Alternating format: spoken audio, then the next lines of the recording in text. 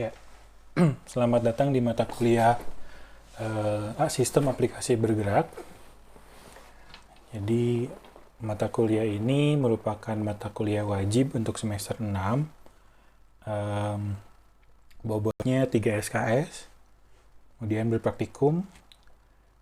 Mahasiswa yang mengambil mata kuliah ini harusnya sudah lulus KPLBO, PSI, PSBO, dan IMK ya.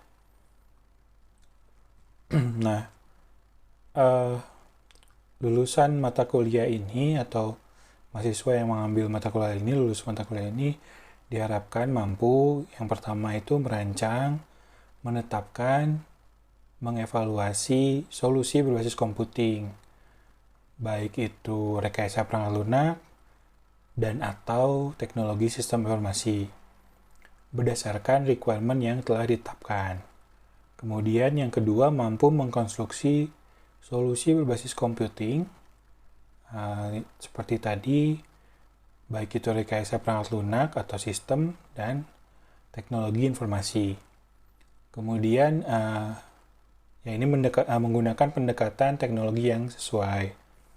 Kemudian yang ketiga mampu menggunakan kakas tertentu untuk mengembangkan solusi berbasis computing, baik itu untuk rekayasa perangkat lunak atau sistem informasi.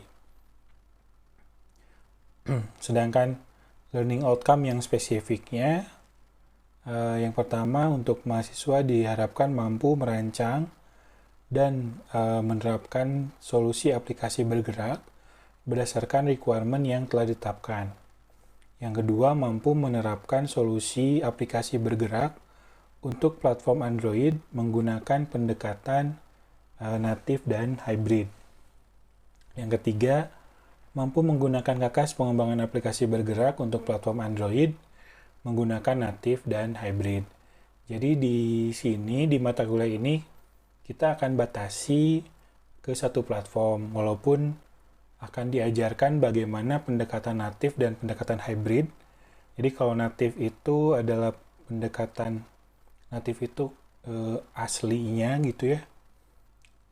Jadi kalau konteksnya penduduk, native itu adalah penduduk asli dari wilayah tersebut. Jadi kalau di sini bahasa yang memang secara resmi digunakan untuk development platform tersebut. Contohnya di Android itu ada Java, sekarang ada Kotlin. Kalau di iOS itu dulu ada Objective-C, sekarang ada Swift. Nah, di sini kita menggunakan native. Berbeda dengan tahun-tahun sebelumnya, tahun ini kita akan memasukkan Kotlin dengan tentu saja ya kita bandingkan dengan Java gitu ya, karena di sini kan sebelumnya mahasiswa itu belajar bahasa Java dulu, jadi kita lakukan bridging dulu untuk setiap materi, Java-nya gimana, Kotlin-nya gimana gitu. Hybrid juga nanti akan diajarkan, rencananya Flutter, mungkin juga ada React Native gitu ya. Nah, tapi untuk iOS-nya tidak diajarkan karena mungkin akan kesulitan di device atau di perangkat gitu ya. Tidak semua, karena untuk iOS itu harus menggunakan MacBook. Saya tahu tidak semua punya MacBook. Bahkan untuk Android pun mungkin sulit ya. Jadi tapi kita tetap harus jalan di Android sih. Oke, ini komponen penilaian. Komponen penilaian dari mata kuliah ini tugas 10%, praktikum 30, UTS 30, UAS 30, totalnya 100. Kemudian syarat kehadiran minimal 65%. Syarat kehadiran ini ya sama seperti sebelum-sebelumnya. Nah, untuk komponen penilaian mungkin bisa berubah tergantung nanti mana yang lebih besar. Oke, kita awali dari definisi. Definisi sistem aplikasi bergerak adalah kumpulan perangkat lunak dan perangkat keras yang dirancang untuk bekerja secara bersama-sama pada piranti bergerak. Jadi, kalau sistem aplikasi bergerak, itu adalah yang namanya sistem itu kan kumpulan komponen-komponen yang bekerja bersama-sama ya. Kalau di sini berarti ada kumpulan perangkat lunak dan perangkat keras. Perangkat lunaknya mungkin lebih dari satu, perangkat kerasnya juga lebih dari satu. Ini untuk menjalankan sebuah piranti bergerak gitu. Jadi syaratnya untuk sistem aplikasi bergerak ini pirantinya atau device-nya itu atau perangkatnya itu harus perangkat bergerak mobile gitu. Kalau bahasa Inggrisnya mobile. Kemudian untuk karakteristik aplikasi bergerak, yang pertama sesi aktivitas user itu cenderung pendek-pendek.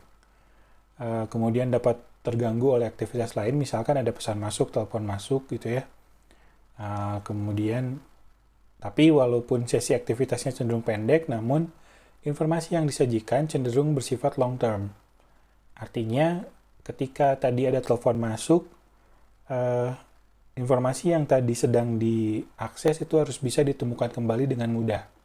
Jadi kalau kita misalkan sebelum ada telepon masuk itu ada kita baca berita, setelah teleponnya selesai itu si berita tadi itu harus bisa ditemukan kembali dengan mudah. Bahkan langsung terbuka lagi kita tadi lagi baca apa ya, itu yang keluar gitu. Kemudian yang ketiga ada tujuan dan fitur yang ditawarkan biasanya lebih fokus dan spesifik. Walaupun beberapa waktu belakangan ini muncul jenis aplikasi super apps gitu ya, contohnya seperti Gojek dan lain-lain gitu, yang menawarkan fitur yang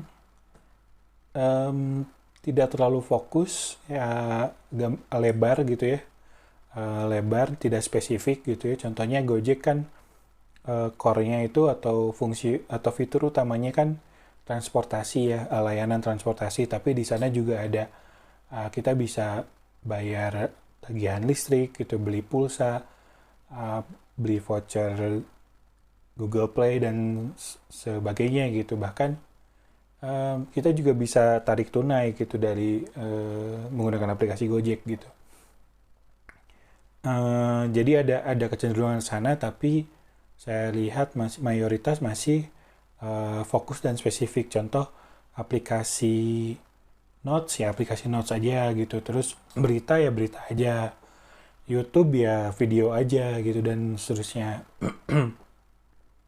Ya walaupun tadi ada kecenderungan masing-masing tumbuhnya itu semakin lebar gitu.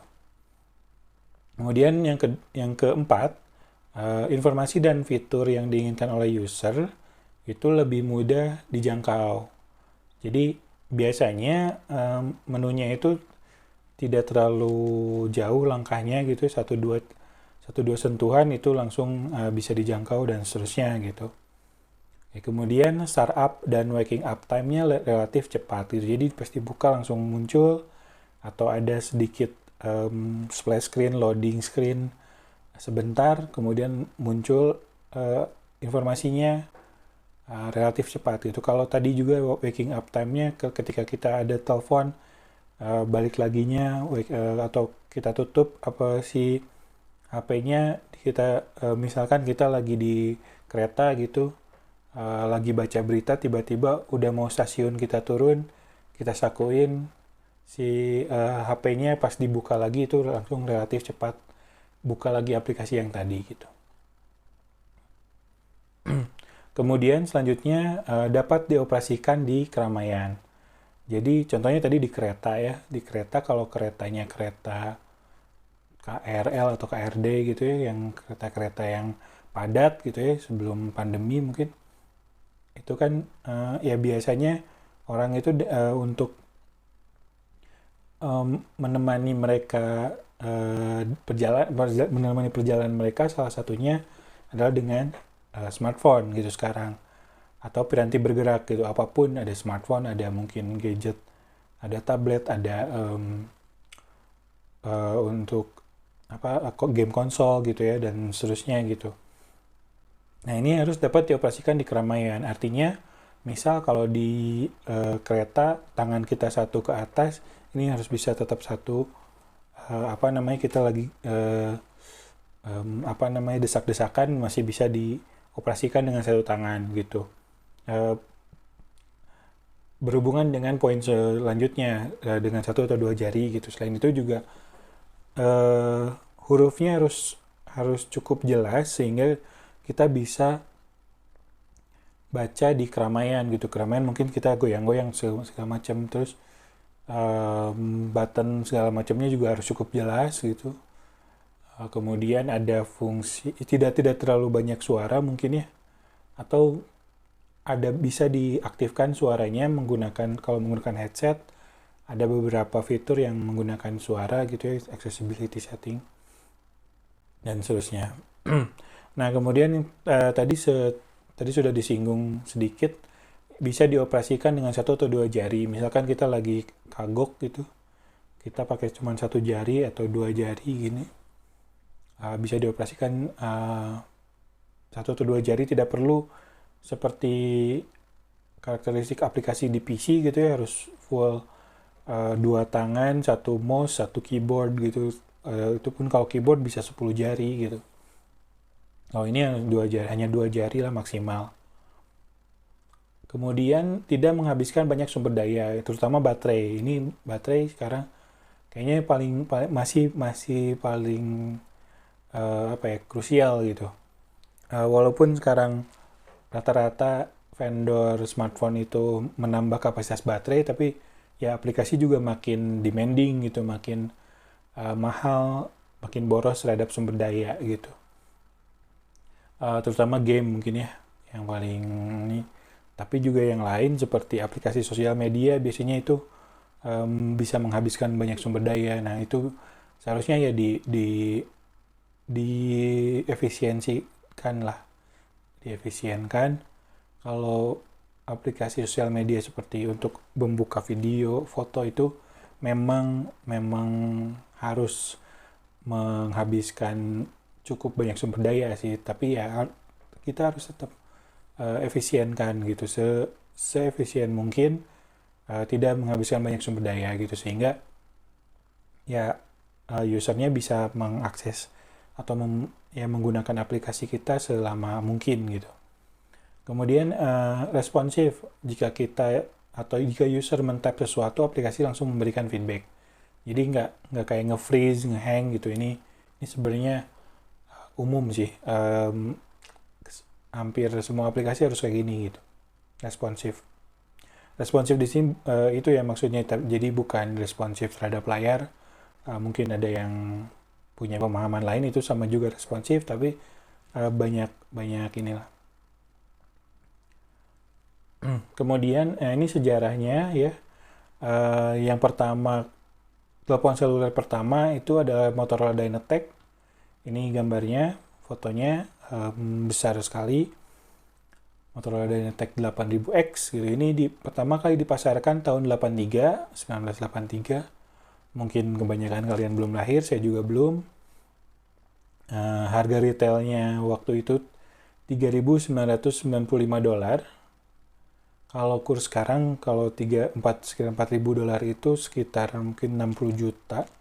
Mungkin dengan kurs lama itu masih bisa sampai berapa kali lipat gitu ya. Bisa mungkin 600 juta atau berapa gitu. Artinya ini mewah sekali gitu untuk Motorola Dynatec ini. Ini biasanya digunakan oleh bisnismen yang suka bepergian gitu. Ini masih cukup beratnya 1,13 kg. Jadi kalau dibandingkan mungkin sama dengan MacBook Air, atau mungkin MacBook Air lebih ini ya. Rata-rata laptop sekarang itu kayaknya 1,5 kiloan ke bawah. Mungkin untuk Ultrabook ya ada yang 1,1 kilo gitu ya, segitu beratnya. Jadi cukup berat ya, lumayan gitu.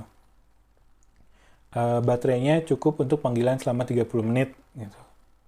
Waktu itu juga kan mungkin pulsa juga masih mahal. Jadi nggak, ya memang ini eksklusif untuk orang-orang kaya gitu, bisnismen gitu di Amerika Serikat. Ini sudah dapat menyimpan kontak secara sederhana. Kemudian pada saat Motorola Dynatec tersebut dirilis, di dalamnya sudah terdapat aplikasi kontak sederhana tadi ya. Aplikasi mobile untuk telepon seluler generasi pertama, termasuk tadi dikembangkan secara in-house. In-house di sini artinya dikembangkan oleh perusahaan produsen ponsel tersebut gitu. Jadi kalau ini produsennya Motorola, ya perangkat lunaknya juga atau aplikasinya juga dikembangkan oleh Motorola gitu. Oke, kemudian ini mungkin sistem operasi pertama di piranti bergerak, namanya Epoch. Ini sejauh yang saya temukan, ini yang pertama itu Epoch, operating system yang pertama di piranti bergerak, dirilisnya tahun 90-an, awal 90-an, berjalan pada namanya SIBO, singkatan dari 16-bit machine. Jadi mesin 16 bit. Sebagai perbandingan, sekarang rata-rata PC itu 64 bit. Smartphone juga sekarang sudah kayaknya hampir semua sudah 64 bit. Mungkin masih ada atau setengah-setengah ya, saya juga kurang tahu sih, tapi kayaknya rata-rata sudah 64 bit gitu. Ini bentuknya jadi seperti communicator, mungkin kalau yang tahu ya, Nokia communicator, tapi kalau nggak ya seperti laptop kecil gitu. Di dalamnya ada aplikasi word processor ya, semacam Microsoft Word gitu, kemudian spreadsheet semacam Microsoft Excel, diary ya untuk notes diary tapi mungkin dikunci segala macam, dan database. Ini semacam Microsoft Access mungkin ya. Jadi ini untuk pengolahan data, ini word processor, spreadsheet, database gitu, diary mungkin untuk pengolahan data secara personal gitu ya. Kemudian 96 Palm OS dikembangkan untuk PDA.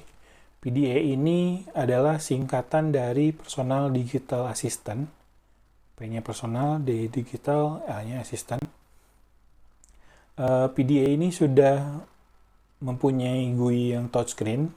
Dia menggunakan stylus touchscreen-nya tapi agak ditekan gitu, jadi itu kalau nggak salah namanya touchscreen kapasitif, jadi agak ditekan, mungkin di bawahnya itu ada semacam tombol atau gimana gitu ya. Di sini sudah banyak basic application, aplikasi-aplikasi basic dasar, dan kita juga bisa menambah aplikasi-aplikasi buatan third party. Jadi di sini sudah ada third party pengembang aplikasi gitu ya. Artinya kalau third party berbeda dengan in-house tadi.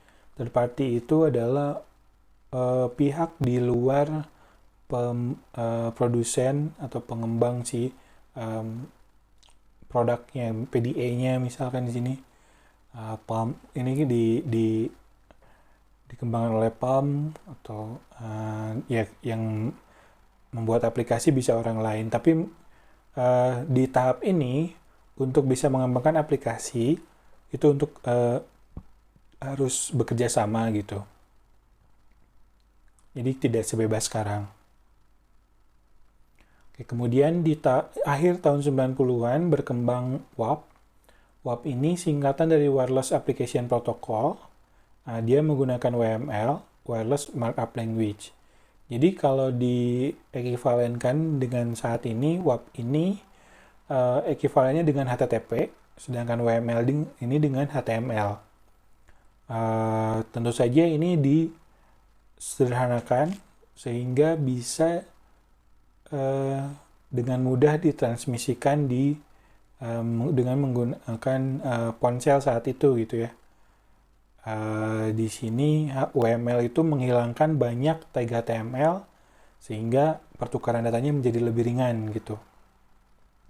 Kemudian Java ME awalnya disebut JSR 68, dirilis tahun 98, dan menjadi platform favorit untuk waktu yang cukup lama. Jadi Java ME atau waktu itu J2ME, karena waktu itu Java 2 cukup lama berkibar gitu ya. Kalau sekarang kan Java itu sudah Java 15, tapi mungkin yang dipakai itu masih 8, 11 gitu ya. 14 mungkin paling tinggi. Saya nggak tahu, mungkin 15 belum dipakai untuk production. Waktu itu Java 2, jadi disebutnya J2ME, Java 2 ME, J2 SE, Java 2 SE, J2EE, Java 2 EE gitu. EE itu Enterprise, SE itu Standard, dan ME itu Micro Edition. Jadi bukan Mobile Edition, tapi Micro Edition. Selain untuk ponsel, Java ME ini juga disasar untuk perangkat lain, contohnya TV, mesin cuci, dan sebagainya gitu. Nah, kemudian ini adalah operating system untuk smartphone pertama. Sejauh yang saya tahu, yang populer mungkin ya. Yang populer operating system untuk smartphone ya, karena kalau yang menggunakan Java tadi itu bisa di non-smartphone. Jadi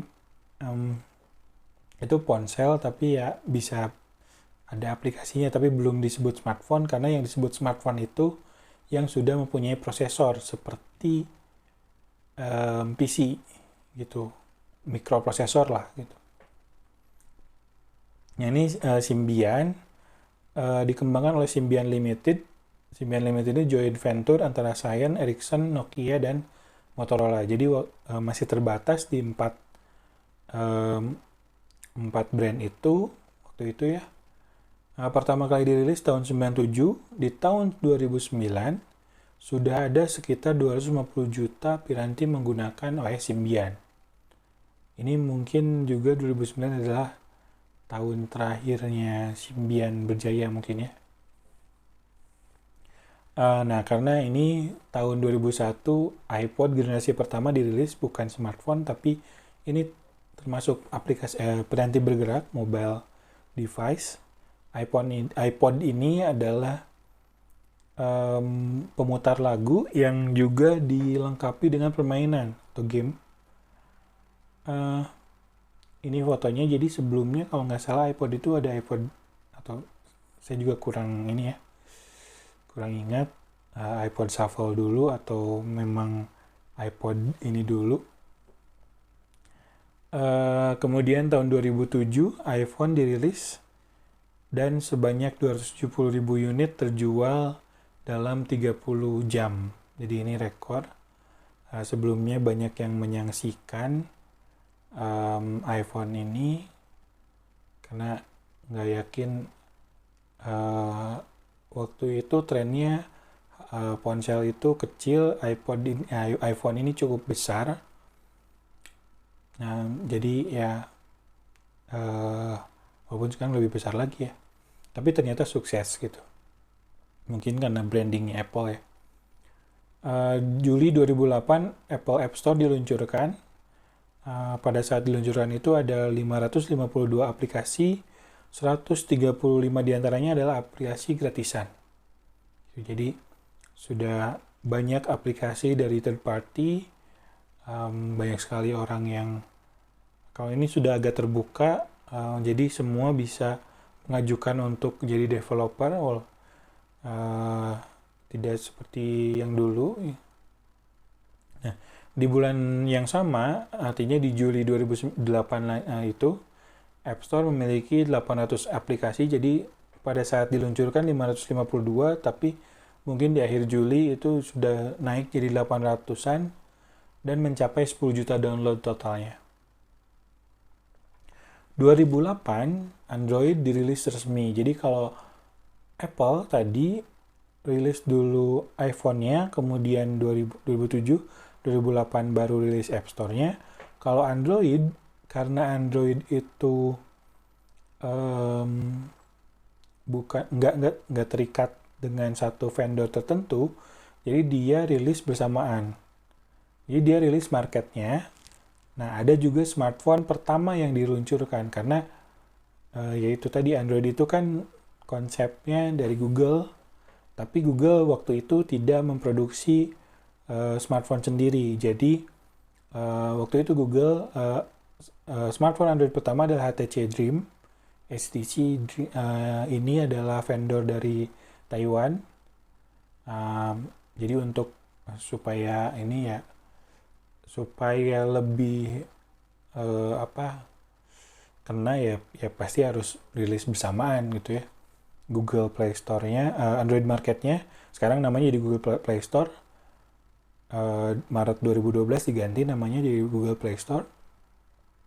Dan HTC Dream-nya gitu. HTC Dream itu bentuknya awalnya seperti ini, jadi keyboardnya awalnya fisik. Walaupun ini kayaknya sih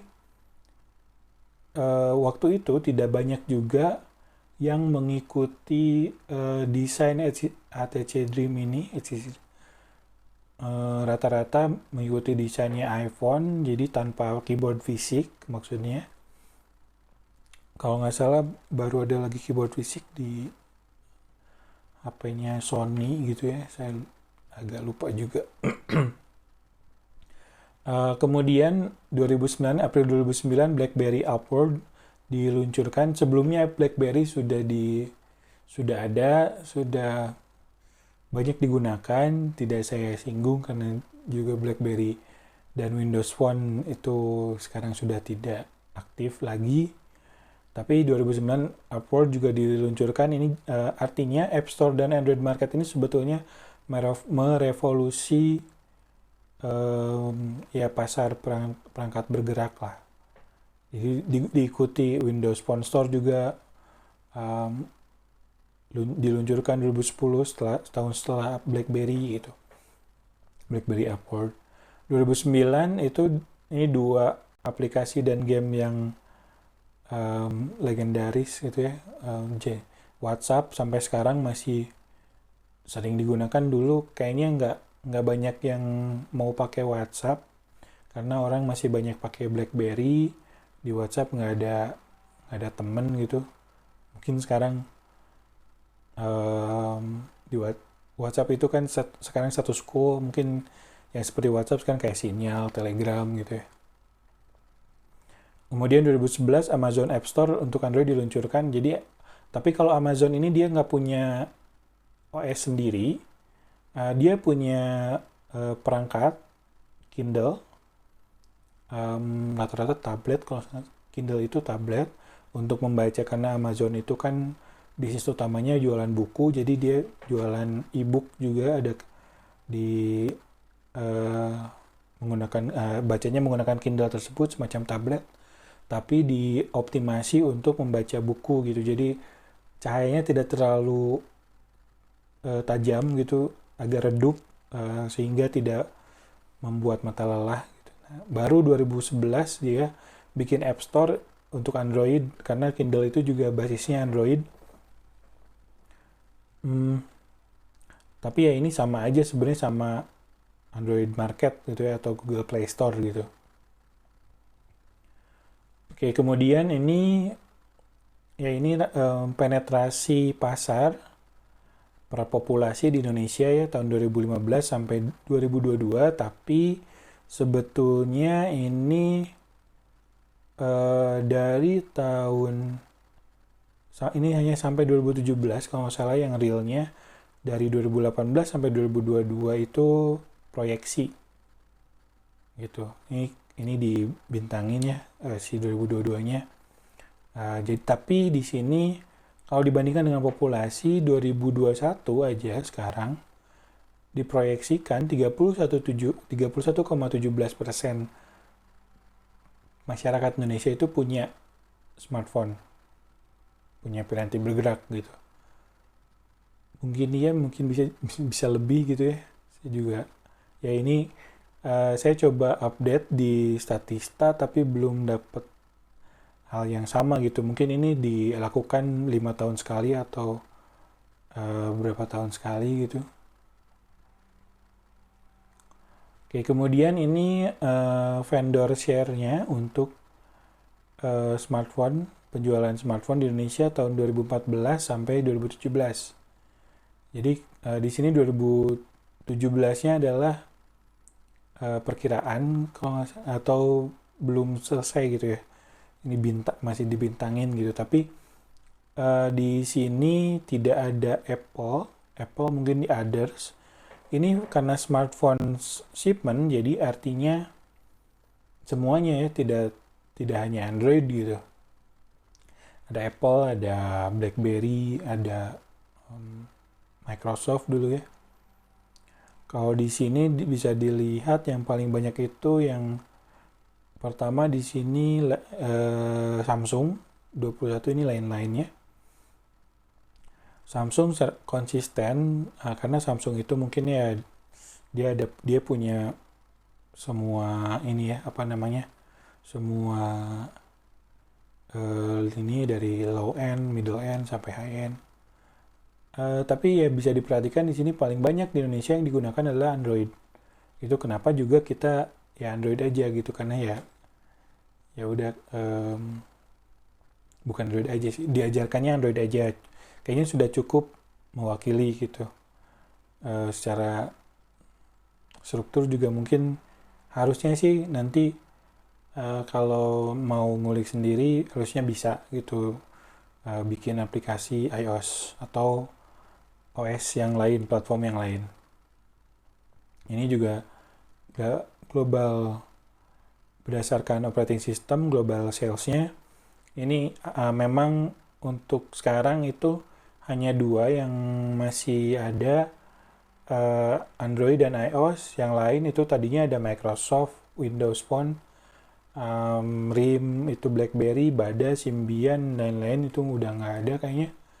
Bada ini kayaknya masih ada di TV, tapi saya nggak tahu untuk HP juga. Oh sorry, bukan HP, LG. LG punya OS sendiri untuk TV-nya. Bada ini OS dari Samsung. Awalnya Samsung karena dia merasa sukses, dia pengen bikin OS sendiri, tapi ternyata tidak berhasil, tidak seberhasil Android, karena Android backingnya banyak ya.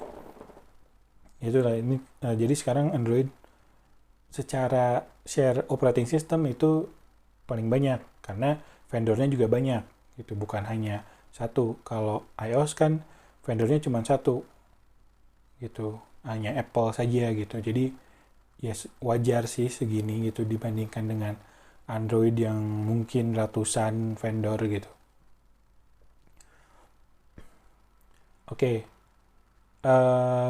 Kemudian selain smartphone, perangkat bergerak atau piranti bergerak juga sekarang trennya itu ada wearable devices. Itu wearable devices atau wearable technology, wearables, bahasa-bahasa lainnya ya. Fashionable technology, wearable devices, tech talks, atau fashion electronics. Nah, ini adalah pakaian dan aksesoris yang dilengkapi dengan komputer dan teknologi elektronik yang mutakhir. Jadi, kalau tadi yang saya bilang smartphone itu harus pakai, yaitu harus komputer, harus pakai prosesor. Syaratnya komputer adalah dia punya prosesor, itu yang paling utama ya. Dia juga berarti punya memori dan sebagainya. Tapi untuk wearable device sebenarnya nggak semuanya pakai prosesor. Contohnya apa namanya, smartwatch itu yang pertama muncul itu dia nggak pakai prosesor, prosesornya tetap jadi harus dipasangkan dengan dipasangkan dengan HP gitu, dengan smartphone, processingnya di smartphone gitu. Jadi itu cuma display aja gitu, dan mungkin sekarang juga masih banyak seperti itu, terutama smart band gitu ya. Jadi dia cuma display dan sensor sebenarnya. Nah itu nggak apa-apa kalau untuk wearable device. Jadi di sini komputer dan teknologi elektronik yang mutakhir juga ya apapun sih. Tapi sekarang itu yaitu tadi apa namanya, kalau nggak ada komputernya itu berarti sensor dan display gitu. Nah, ini rancangannya harus mendukung fungsi-fungsi dan fitur-fitur praktis. Ini saya nyari sejarah wearable device. Yang muncul adalah ternyata yang dihubungkan dengan wearable device yang pertama itu 700 tahun yang lalu. Mungkin ini dihubungkan dengan fungsinya tadi mendukung fungsi-fungsi dan fitur-fitur praktis ya. Walaupun belum menggunakan elektronik gitu. Tapi cikal bakalnya untuk fungsi praktis itu sudah ada lebih dari 700 tahun yang lalu. Tahun 1266. Jadi ada penulis namanya Roger Bacon. Dia membuat kacamata. Di bukunya Opus Majus gitu. Jadi kacamata ini apa namanya? Mungkin semacam ya bisa digunakan untuk membaca bukunya atau pelengkap dari bukunya gitu ya. Kemudian ini juga masih sama untuk masalah fungsi fitur praktis gitu ya. Di zaman dinasti Qing gimana bacanya Qing di Tiongkok 1644 sampai 1911 ini masyarakatnya sudah menggunakan cincin pintar yang dilengkapi dengan abakus. Jadi ini perhiasan fashion gitu ya. Cincin tapi punya fungsi atau fitur praktis gitu. Jadi untuk menghitung. Karena waktu itu kan masyarakat Tiongkok mungkin menghitung menggunakan bantuan abakus gitu ya. Belum ada kalkulator di sana. Mungkin di belahan dunia lain juga sama menggunakan abakus gitu. Waktu itu. Nah, baru kita masuk ke wearable device yang electronic base gitu, yang sudah menggunakan elektronik bahkan komputer.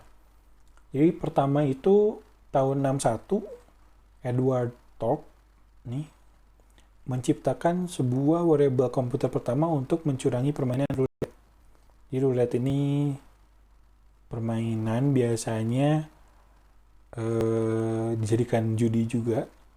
Di Las Vegas mungkinnya kalau di Amerika Serikat itu roulette itu jadi berputar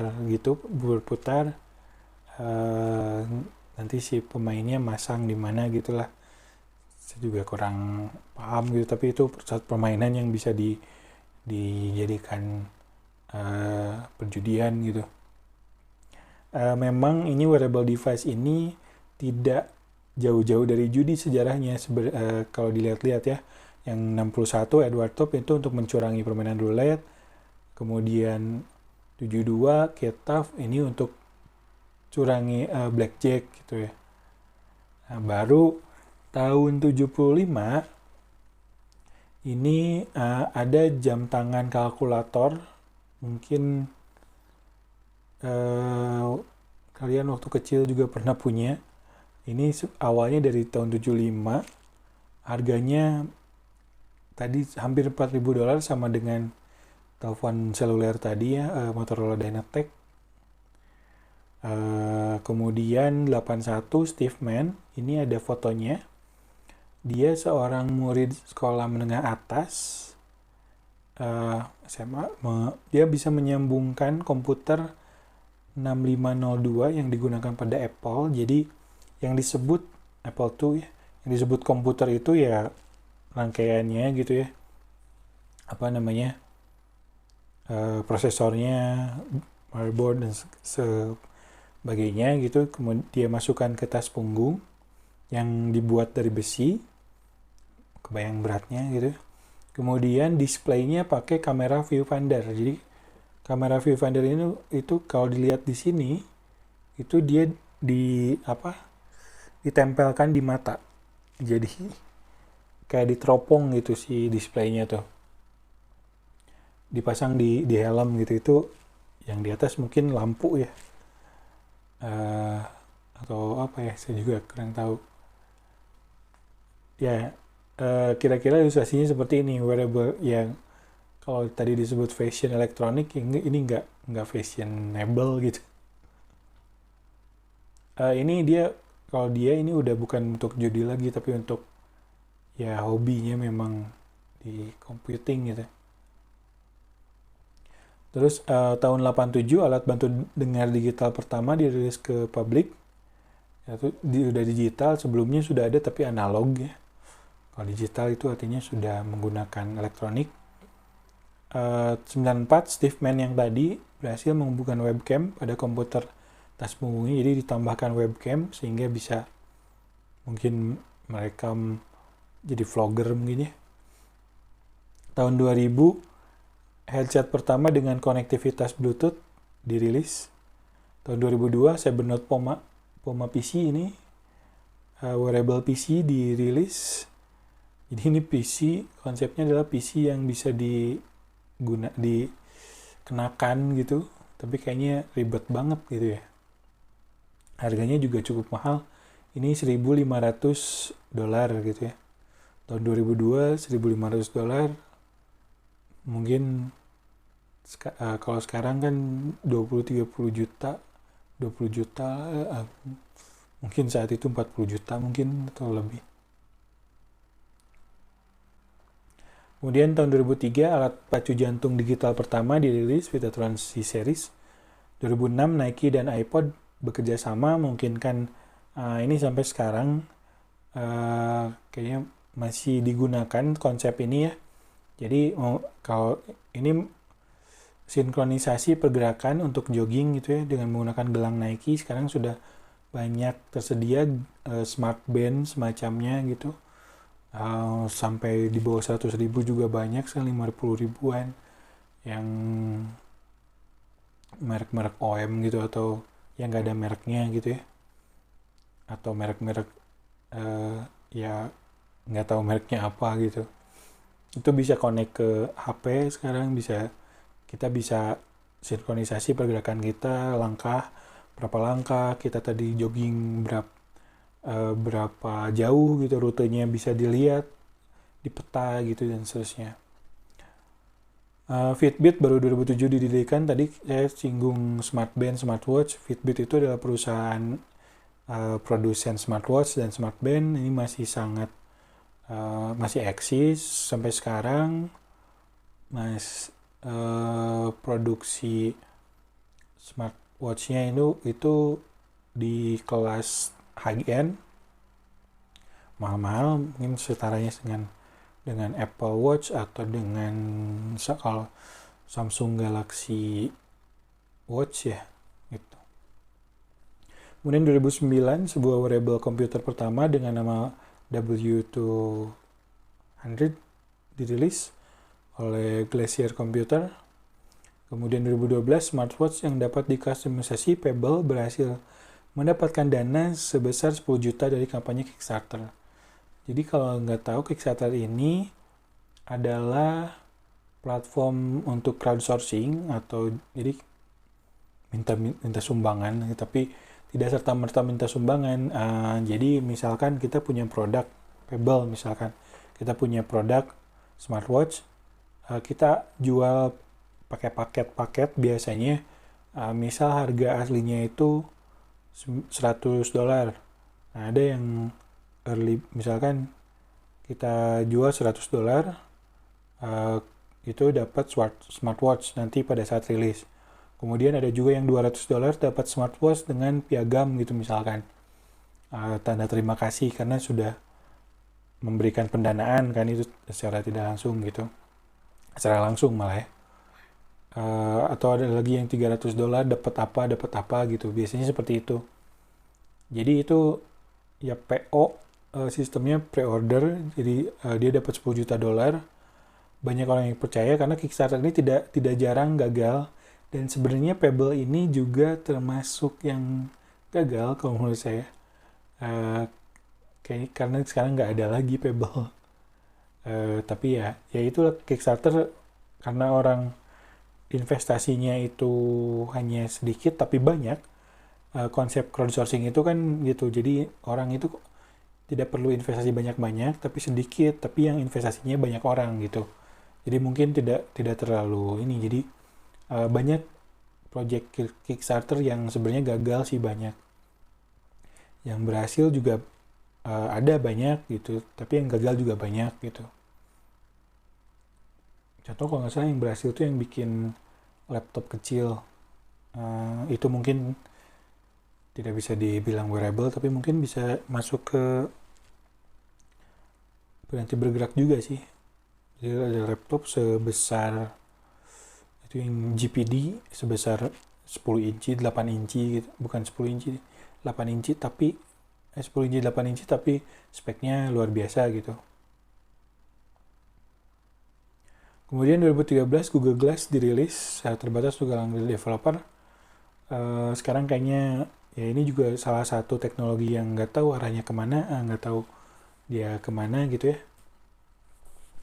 2014 hingga kini wearable devices, Internet of Things makin berkembang pesat. Seperti tadi saya bilang, kalau untuk wearable device kayaknya lebih ke smartwatch, smartband gitu. Di sana udah dilengkapi untuk kesehatan, untuk olahraga gitu. Untuk kesehatan misalkan ada deteksi detak jantung, ada deteksi oksigen dalam darah gitu, ada deteksi tekanan darah, tensi darah gitu. Kemudian kesehatan juga dia bisa digunakan untuk nge-track pada saat kita jogging gitu ya, lari, renang, bersepeda gitu dan lain-lain gitu. Dan juga untuk hal-hal lain seperti nge-track untuk kesehatan tadi, untuk pola tidur, untuk ngingetin kita kalau lama banget duduk gitu dan seterusnya. Kayaknya ke arah sana. Kalau untuk yang lain, kacamata saya belum lihat lagi Google Glass. Kemudian apa namanya, mungkin ke arah Internet of Things sekarang ya, bukan lagi wearable tapi kayak kunci digital, kunci menggunakan IoT gitu ya, kunci rumah, lampu gitu ya, kemudian smart plug gitu, colokan dan sebagainya gitu. Oke, kita sekarang beralih ke aplikasi bergeraknya. Tadi udah perangkat kerasnya, sekarang aplikasinya. Nah, untuk aplikasi bergeraknya ini saya dapat dari bukunya, buku judulnya Mobile Apps Engineering. Ini editornya adalah Gita Quadrimos Tevawi dan Faisal Tarik. Jadi menurut mereka tipe atau jenis aplikasi bergerak itu ada 4. Yang pertama ada standalone application, kemudian atau standalone system. Yang kedua adalah information system. Yang ketiga adalah transaction system, dan yang keempat adalah communication system. Di sini mungkin ada istilah yang berbeda dengan yang sudah pernah kalian pelajari sebelumnya ya. Jadi di sini inilah pentingnya konteks gitu. Kita belajar apa, di mana kita harus merecall hal yang tepat gitu. Jadi contohnya yang paling banyak akan bingung adalah information system. Sebelumnya kan sudah belajar apa itu sistem informasi, tapi di sini agak sedikit beda. Mungkin banyak juga bedanya gitu. Jadi kalau saya jelaskan satu-satu ya. Untuk standalone system itu adalah aplikasi bergerak yang tidak menggunakan data yang terlalu kompleks gitu ya. Dia hanya menggunakan data offline. Contohnya aplikasi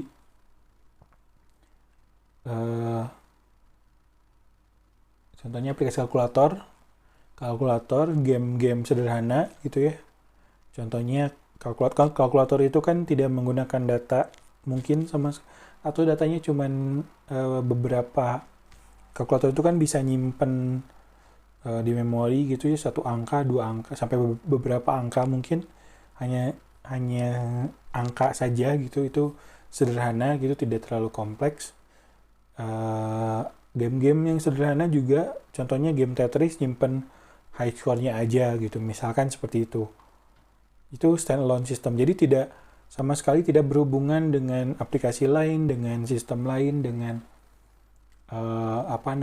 dengan server apa segala macam, enggak. Ini berdiri sendiri, namanya juga standalone. Standalone itu artinya dia berdiri sendiri. Yang kedua adalah information system. Yang dimaksud information system di sini adalah aplikasi bergerak yang hanya menampilkan informasi. Gitu, hanya menampilkan informasi. Jadi contohnya aplikasi untuk melihat jadwal kereta, aplikasi untuk kamus, aplikasi Al-Quran, aplikasi ensiklopedi dan lain sebagainya. Itu kan hanya dia punya basis data mungkinnya atau dataset disimpan di lokal. Dia hanya baca, tidak ada updating, tidak ada modifikasi gitu. Hanya seperti itu gitu. Itu information system yang dimaksud di sini itu yang seperti itu. Basis datanya atau datasetnya bisa jadi tidak hanya di lokal, bisa jadi juga ada di database sentral atau di server gitu ya. Contohnya misalkan tadi jadwal kereta gitu, jadwal keberangkatan kereta ya kalau ada kan itu kan pasti diupdate terus kan dari PT KAI-nya gitu. Misalkan ada perubahan jadwal kah, mungkinkah perubahannya permanen atau perubahan sementara, itu pasti diupdate. Nah, dari server, tapi di aplikasi bergeraknya itu hanya menerima informasi saja. Itu disebutnya, kalau di sini disebutnya information system. Jadi yang disebut information system di sini ya itu ya, dia hanya membaca informasi usernya tanpa modifikasi atau mengubah apapun gitu. Kemudian yang ketiga ada transaction system. Nah, kalau transaction ini ada modifikasi. Ya, contohnya ya apa tadi Gojek gitu ya. Kemudian ya mungkin sederhananya gitu ya. Sosial media kayak Twitter, Instagram dan lain sebagainya, itu transaction system. Jadi ada transaksi dua arah. Jadi dua arah dan dari multiple user, multiple client gitu transaksinya itu. Jadi satu sistem itu punya beberapa klien. Kliennya itu masing-masing satu perangkat gitu ya. Nah, masing-masing melakukan transaksi gitu. Nah, tapi transaksinya itu dilakukan di sini biasanya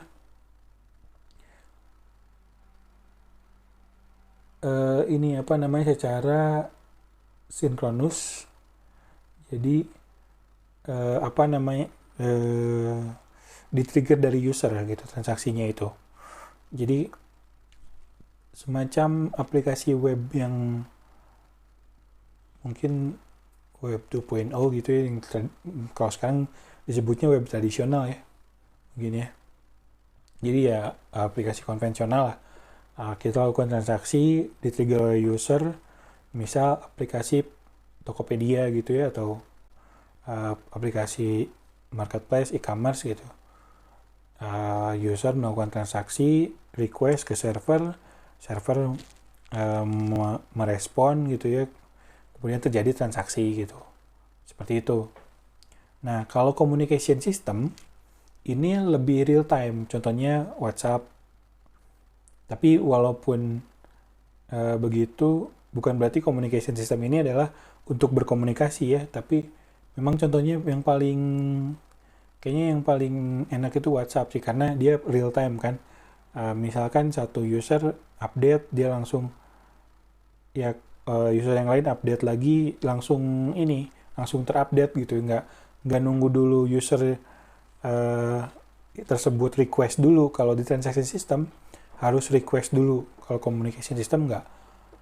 Mungkin sebenarnya sistem yang atau aplikasi yang lain juga sekarang sudah menggunakan sudah menjadi communication system. Contohnya yang tadi saya bilang Tokopedia gitu ya, kan di sana juga ada beberapa yang real time. Contohnya tracking paketnya gitu. Tracking paketnya kalau misalkan dia sudah di mana itu bisa langsung, terutama pada saat paketnya sudah diterima gitu, itu langsung ada notifikasi gitu. Beberapa sudah real time gitu. Nah, jenis-jenis aplikasi ini nantinya akan menentukan fitur-fitur arsitektural yang harus ada dan tidak harus ada. Jadi yang harus adanya apa, tidak harus adanya apa saja gitu. Contohnya tadi terutama untuk aplikasi bergerak itu sekarang yang paling membedakan dengan aplikasi-aplikasi lain adalah ketersediaan data, availability-nya. Tadi ada dari yang sudah saya jelaskan dari 4 ini, sebenarnya kita bisa tarik 3. Yang pertama datanya itu bisa offline, yang kedua itu online, dan yang ketiga adalah dua-duanya, bisa online dan bisa offline. Gitu. Jadi mungkin tadi kalau yang standalone untuk kalkulator contohnya bisa offline saja. Untuk apa namanya tadi yang untuk information system, contoh untuk jadwal keberangkatan kereta api bisa online saja atau bisa online dan offline. Kalau untuk yang lain contohnya aplikasi Al-Quran bisa offline saja atau offline dan online juga bisa gitu. Kalau ada update apa gitu ya. Untuk transaction system ini kayaknya pilihannya juga kalau nggak online saja itu online dan offline, nggak bisa offline saja gitu. Untuk communication system ini juga sama, kalau nggak online saja dia harus online atau offline. Jadi yang dua ini mengharuskan online, yang dua ini yang standalone ini sama information system tidak mengharuskan online, ini bahkan bisa offline saja. Tapi kalau untuk standalone bisa salah satu, bisa offline saja, bisa online saja gitu. Kalau kayaknya nggak terlalu ribet kalau dia online offline gitu. Kalau information system bisa jadi ada online offline-nya gitu dan seterusnya gitu. Nah jadi ada 3. Nah jadi kalau di apa namanya didetailkan itu seperti ini. Kalau didetailkan di gambar ini, untuk masing-masing jenis aplikasi bergerak tadi, ada fitur-fitur arsitektur yang harus ada dan ada yang tidak harus ada. Tadi ya seperti yang saya bilang, standalone system itu bisa offline, dia juga bisa ada online-nya, tidak perlu ada online-nya gini. Sorry, ini excluded ya. Kalau titiknya putus-putus tidak perlu online, tadi saya bilang agak ribet juga kalau standalone harus online gitu, kalkulator, nyimpen datanya di server gitu. Tidak apa-apa sebenarnya, tapi ya ini agak overkill gitu istilahnya. Kemudian untuk information system di sini online saja bisa. Sebenarnya dia juga bisa offline melalui replikasi, sinkronisasi gitu ya. Kemudian transaksi sistem juga online, communication system online, dan dia nggak boleh offline sama sekali gitu. Maksudnya kalau yang offline ini offline sama sekali, tapi di sini ada replikasi dan sinkronisasi. Dan ini keduanya ya. Jadi kalau otomatis kalau dia ada replikasi dan sinkronisasi itu harus keduanya, harus online dan offline. Contoh di sini adalah information system dan transaction system. Itu dia replikasi dan sinkronisasi. Jadi replikasi dan sinkronisasi ini adalah aktivitas di mana si aplikasi itu mengcopy, menyalin data dari lokalnya itu ke database utama. Gitu. Jadi replikasi itu ya ngambil dari dari server, dari database utama, direplikasi gitu ya, sifatnya image gitu ya, ya sama persis. Kemudian kalau sinkronisasi, hal-hal yang dilakukan di lokal itu disinkronisasikan ke server gitu. Ini Nah, replikasi dan sinkronisasi ini ada yang ke sentral tadi, ada yang hybrid, ada yang ke lokal gitu. Jadi antara tadi lah, untuk replikasi itu sebenarnya dari sentral ke lokal. Idealnya seperti itu. Kemudian sinkronisasi dari lokal ke sentral gitu. Idealnya seperti itu gitu. Dia harus online kan tadi yang dua ini gitu. Nah, ini yang penting, connectivity awareness. Jadi aplikasi yang kita bangun itu harus sadar konektivitas gitu ini. Jadi kita harus bisa mendeteksi ini sedang connect atau tidak gitu. Kalau sedang connect dia bisa replikasi dan sinkronisasi, kalau enggak ya dia biasanya di log dulu. Itu nanti dijelaskan lagi. Nah, ini salah satu model untuk sinkronisasi dan replikasi keypool. Namanya keypool. Pool itu kolam atau ya di sana tempatnya gitu ya. Jadi tempatnya kunci-kunci, primary key mungkin ya. Bisa dibilang gitu. Nah, ini dari online dataset itu direplikasi ke mobile client tadi seperti yang saya bilang ya. Di keypool ini jadi dia membagi, jadi yang direplikasi itu nggak semua. Contoh di sini ada 1, 2, 3. Dia akan membagi sesuai kebutuhannya.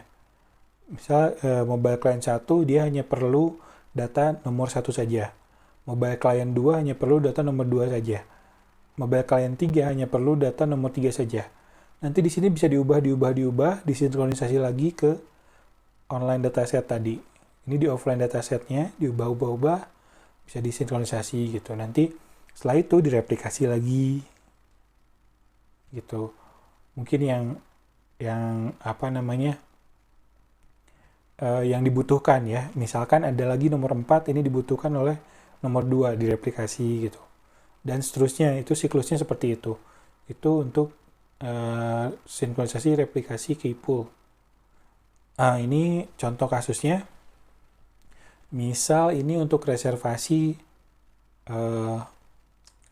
apa namanya, ini tuh sebuah kegiatan yoga gitu ya, ada kita bisa milih mungkin les, semacam les atau apa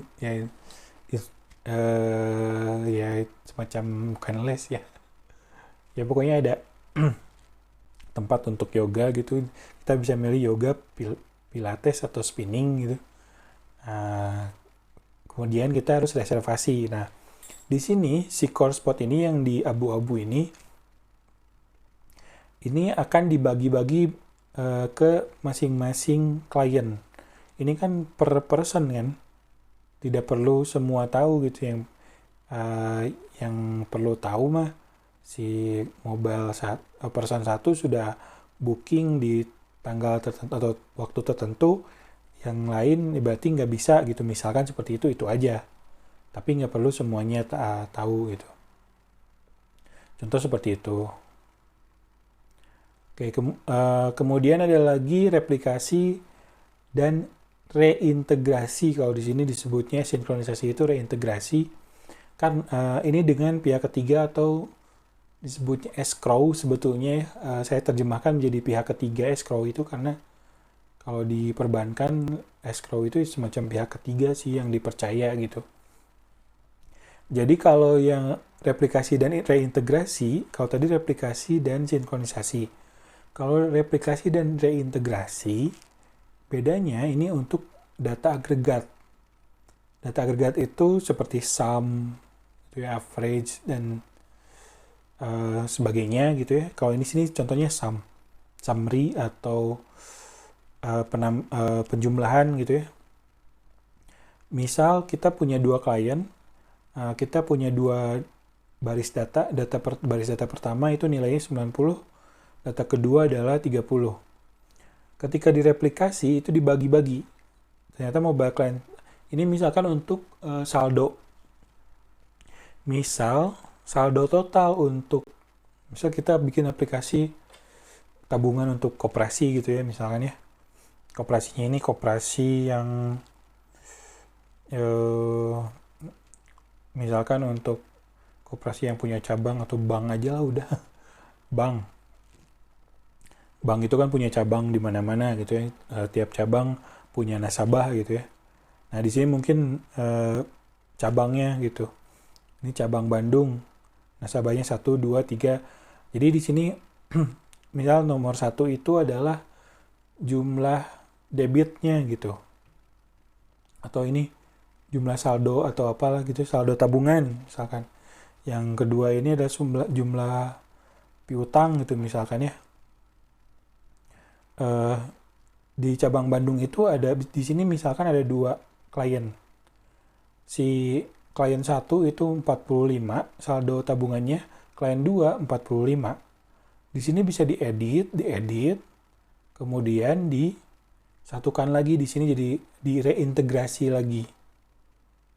Jadi harus tahu dulu tadi si klien itu dikasih berapa, misalkan dikasih 45.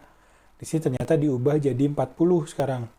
Oh, berarti di sini harus dikurangi dulu 45, kemudian tambah 40. Kayak gitu. Nah, karena komputer kan harus pakai ini ya. Dikurangi dulu tadi angka yang tadi, kemudian ditambahkan dengan angka yang baru gitu.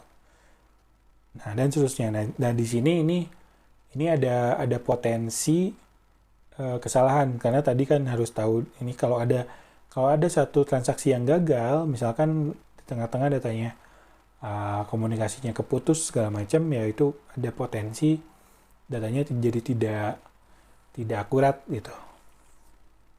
Tapi ini bisa digunakan salah satunya replikasi dan reintegrasi ini. Oke, nah ini yang tadi saya bilang, ini adalah model client server yang generik, gitu ya. Jadi ada server, biasanya servernya di sini adalah backend server ya, service gitu ya. Kemudian ini aplikasi kita ya, apapun desain patternnya, kira-kira sih komponennya ada untuk masalah replikasi dan sinkronisasi ini kira-kira seperti ini. Jadi ada replication manager. Jadi replication manager ini bertugas untuk narik data dari server. Ini kalau di tadi yang sistem transaksi ini di-triggernya dari klien. Tapi kalau di komunikasi bisa jadi di-triggernya dari server replication itu. Tiap ada data baru di-trigger replikasi gitu. Kalau yang transaksi pasti di-triggernya dari klien. Kalau klien request dikasih. Mungkin ini pakai strategi tertentu, misalkan pakai ID terakhir kah, atau ID apa saja yang perlu diupdate dan seterusnya. Nah, kemudian ada sinkronisasi. Sinkronisasi ini biasanya menggunakan semacam log catatan gitu. Tapi ya mungkin selama ini sudah kenal log untuk aplikasi ya, itu kan nyatet event di aplikasi. Nah, ini juga sama event. Dia nyatet apa saja. Misal pencatatan saldo masuk sekian gitu. Ada nanti ada statusnya ini sudah di sinkronisasi belum. Kalau sudah di sinkronisasi atau di reintegrasi, nanti nggak akan disinkronisasi lagi. Kalau belum, ya itu nanti akan disinkronisasi ke server gitu dan seterusnya. Nah, kira-kira seperti itu. Jadi bedanya di sinkronisasi itu ada lognya. Ini gunanya untuk ngecek yang atau nyatet yang mana yang belum di upload gitu ya, dari offline ke online gitu. Ini statusnya dari offline jadi online gitu. Oke, kemudian nah ini yang model transaksinya, pengelola transaction manajernya, pengelola transaksinya. Nah, initial setup-nya biasanya online dulu. Jadi ketika aplikasi pertama kali dibuka, biasanya ngambil data dulu dari server, kemudian setelah itu ya ini masuknya replikasi tadi ya, dari online, kemudian di replikasi ini juga bisa terus menerus replikasi. Nah, tapi juga ada yang offline transaction processing di proses. Jadi semua transaksi itu masuk dulu ke offline, baru di sinkronisasi dan reintegrasi gitu ke online. Begitu terus siklusnya. Jadi ini penting untuk apalagi di Indonesia, kalau misalkan kita bikin aplikasi yang cukup cukup krusial di Indonesia. Di Indonesia itu kan tidak semua sinyalnya bagus ya. Kalian juga kan sering banyak sekali mahasiswa yang mengeluh gitu, sinyal tidak bagus dan segala macam gitu ya. Nah, ini sangat penting. Jadi kalau sinyalnya nggak bagus, offline dulu transaksinya. Ketika sinyalnya bagus, disinkronisasi, replikasi dan segala macam gitu. Ya, untuk pertemuan pertama ini sampai di sana. Ini kalau misalkan mau baca lebih lanjut, ada 2 buku yang digunakan di pertemuan pertama ini. Silakan cari saja. Sekian saja mungkinnya dari saya. Terima kasih atas perhatiannya. Wassalamualaikum.